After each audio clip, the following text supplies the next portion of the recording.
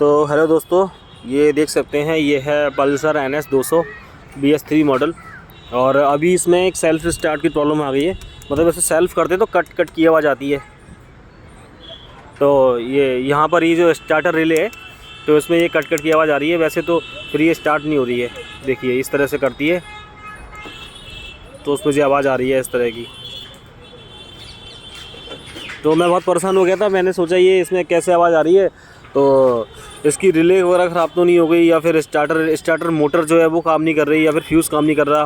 तो इसके लिए फिर मैं मैकेनिक पर ले गया। मैकेनिक भाई ने फिर इसको देखा तो उसने साहब बताया कि सेल्फ़ मोटर प्रॉब्लम है। देखिए ये सेल्फ़ मोटर खोल ली है। तो ये मोटर यहाँ से खोली है। खोलने के बाद इसका अर्थिंग का तार था वो भी निकाल दिया। अब सेल्फ़ मोटर को खोलेंगे।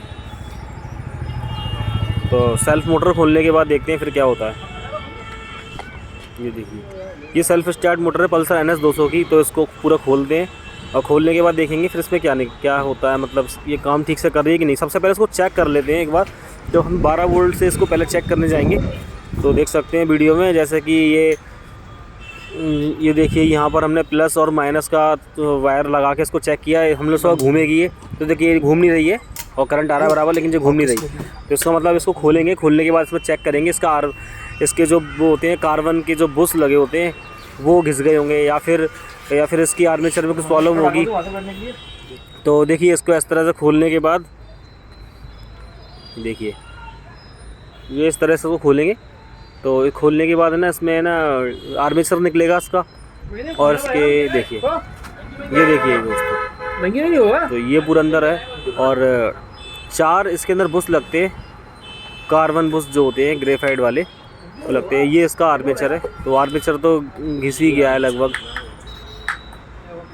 देखिए इस तरह से ये देखिए कितना सारा ब्लैक कार्बन निकला हुआ है। तो ये आर्मेचर के साथ जो कार्बन बुश होते हैं वो टकराते हैं, जिसकी वजह से ये मशीन ये चल जाती है, घूम जाती है।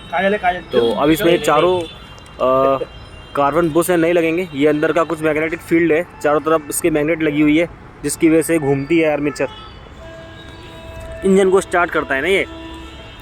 तो देखिए दोस्तों इस तरह से ये करेंगे भैया। ये इसका कुछ आर्मेचर है।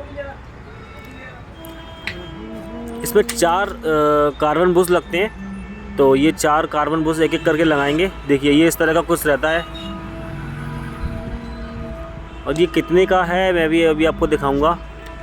ये देखिए ये है कुछ कार्बन बुश, ये 73 रुपये का है, बट इतने का है नहीं। तो ये 4 लगते हैं एक्चुअली इसमें।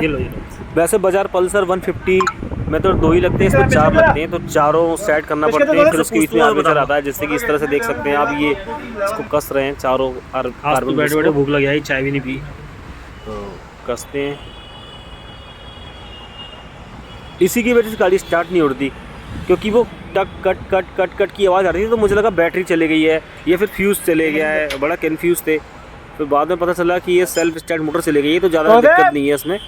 तो ये देखिए इस तरह से लगा दिए हैं। अब इसको चेक करेंगे, सीधे गाड़ी में फिट ही कर देते हैं। देखिए गाड़ी में लगाने के बाद फिर इसको चेक करते हैं स्टार्ट होती है कि नहीं। वैसे अब तो स्टार्ट हो जाएगी, क्योंकि कार्बन बुश की प्रॉब्लम लग रही थी।